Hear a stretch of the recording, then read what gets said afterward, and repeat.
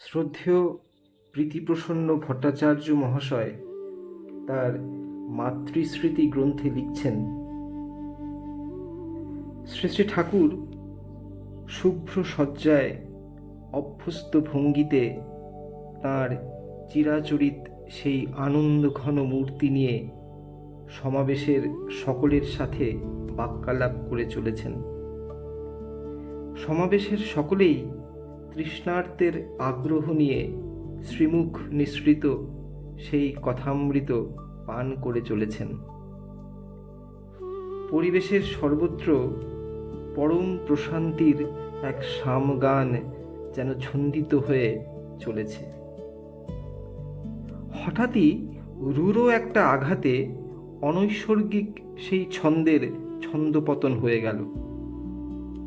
প্রাণ ভয়ে ভীত একটা নেড়ি কুকুর কোথা থেকে রুদ্ধশ্বাসে ছুটে এসে সমাবেশের সেই বুহ ভেদ করে শ্রী শ্রী ঠাকুরের চৌকিটার তলায় গিয়ে ঢুকে পড়ল। কুকুরটার পিছে পিছে তাড়া করে জ্ঞাতি সম্পর্কের ঠাকুরেরই সাথে সম্পর্কিত গ্রামের এক ব্রাহ্মণ কুলতিলক রুদ্র মূর্তিতে উত্তত এক বর্ষা হাতে ছুটে এলেন। এসেই ঠাকুরের উপরে দোষারোপ করে উচ্চগ্রামে চিৎকার করে বলতে শুরু করলেন, অনুকূল, তোমার কুকুর আজ আমার রান্নাঘরে ঢুকে পড়েছিল, ওকে আমি কিছুতেই ছাড়ব না। এই বর্ষা দিয়ে ওকে আজ আমি শেষ করে ফেলবই। উচ্চগ্রামে এই আস্ফালন করতে করতে এগিয়ে চললেন ঠাকুরের চৌকিটার দিকে, যার তলায় প্রাণ ভয়ে ভীত আর্ত ওই কুকুরটা আশ্রয় নিয়ে আত্মগোপন করেছিল। শ্রী শ্রী ঠাকুরকে কেন্দ্র করে অনেকের আবাসস্থল এই আশ্রম। প্রসাদ গ্রহণের জন্য রয়েছে আনন্দবাজার। বাহুল্য বর্জিত নিরাপদ নিশ্চিন্ত আশ্রম জীবন বৃদ্ধির প্রশান্ত এই পরিবেশের অমোঘ আকর্ষণে সাধারণ অসাধারণ বহু মানুষের সমাবেশ এই আশ্রমে যেমন হয়েছে, তেমনি অনেক ভবঘুরে অনেক বেওয়ারিশ জীবজন্তুরও অবাধ বিচরণ ক্ষেত্র হয়ে উঠেছে নিশ্চিন্ত নিরাপদ এই আশ্রম প্রাঙ্গণ। সেই সুবাদে বেওয়ারিশ কতগুলো কুকুরও অবাধে ঘুরে বেড়ায় এই আশ্রমের যত্রতত্র। কুকুর স্বভাবতই মাংসাশী। আশ্রমের নিরামিষ এই ভাত ডাল খেয়ে কোনো রকমে প্রাণ ধারণ করে চলে ওরা, কিন্তু মন পড়ে থাকে আমিষের দিকে। ওই ব্রাহ্মণ কুলতিলক আমিষাশী ছিলেন। ওনার রান্নাঘরের গন্ধে আকৃষ্ট হয়ে জৈবিক তাড়নায় বেওয়ারিশ ওই নেড়ি কুকুরটা আজ ওনার ওই রান্নাঘরের দিকে তার লোভাতুর মুখটা বাড়িয়ে ধরেছিল। অবলা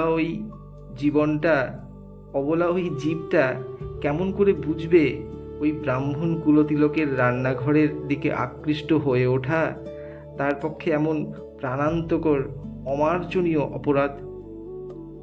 এই অপরাধেরই ফলশ্রুতি অবাঞ্ছিত বিপরীত এই পরিস্থিতি। অমার্জনীয় এই অপরাধটা যখন করেই ফেলেছে, তখন কুকুর বেওয়ারিশ হলেও ওই ব্রাহ্মণ কুলতিলকের বিচারে ঠাকুরকেই তো নিতে হবে ওর দায় দায়িত্বের সব ভার। সেই কারণেই রূঢ় এই সম্ভাষণ, অনুকূল, তোমার কুকুর। আর অবোধ অবলা ওই কুকুরটাও প্রাণের দায়ে কেমন করে বুঝে নিয়েছে এই শ্রীচরণ তলই তার চরম পরম আশ্রয়স্থল। সমবেত সকলে সেদিন অপূর্ব এক জীবন লীলা দর্শনের সৌভাগ্যে ধন্য হয়ে উঠলেন।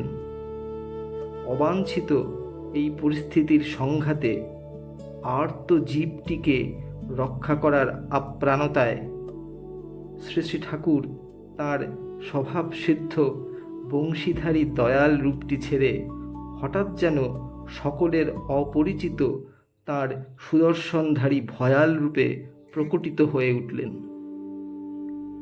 ঠাকুর তার শ্রীমুখ থেকে তামাকের নলটি সরিয়ে বিছানার একপাশে রেখে চৌকি থেকে নেমে দাঁড়ালেন।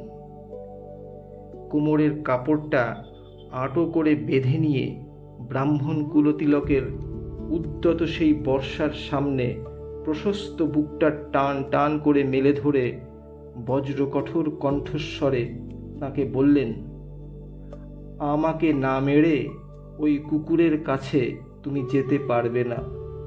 আগে আমাকে মারতে হবে, তারপর ওই কুকুরের গায়ে হাত দিতে পারবে, তার আগে নয়। চিরচেনা দয়ালরূপী ঠাকুরের অচেনা ভয়াল এই রুদ্ররূপের সামনে দাঁড়িয়ে ব্রাহ্মণ কুলতিলকের উদ্যত সেই ফনা গুটিয়ে এলো। অবাক বিস্ময়ে ঠাকুরের মুখের দিকে কিছুক্ষণ চেয়ে থেকে ধীরে ধীরে পিছন ফিরে গুটি গুটি পায়ে যে পথ দিয়ে এসেছিলেন সেই পথেই ফিরে চললেন।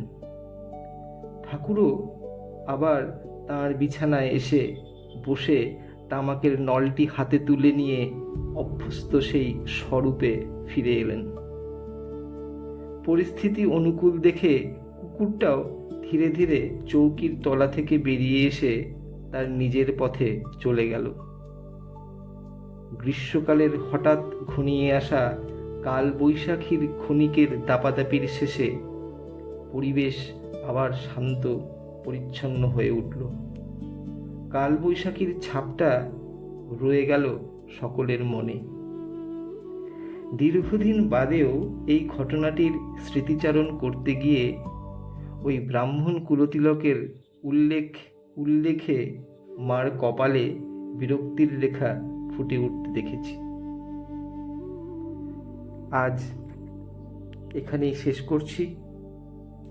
আবার দেখা হবে। সঙ্গে থাকবেন ইতিকথায়। জয় গুরু।